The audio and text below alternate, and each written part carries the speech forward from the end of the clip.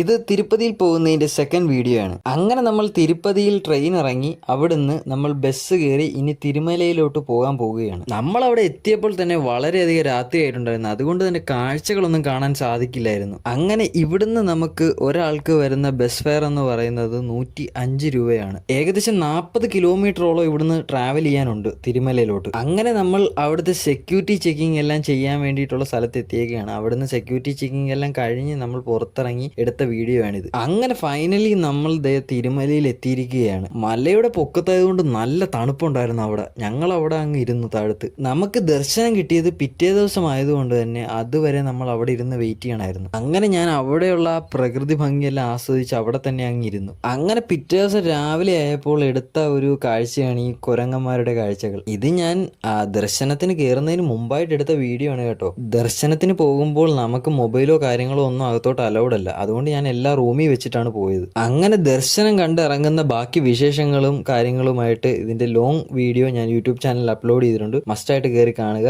അപ്പം ഇത്രയേ ഉള്ളൂ നമ്മുടെ തിരുപ്പതി വീഡിയോ.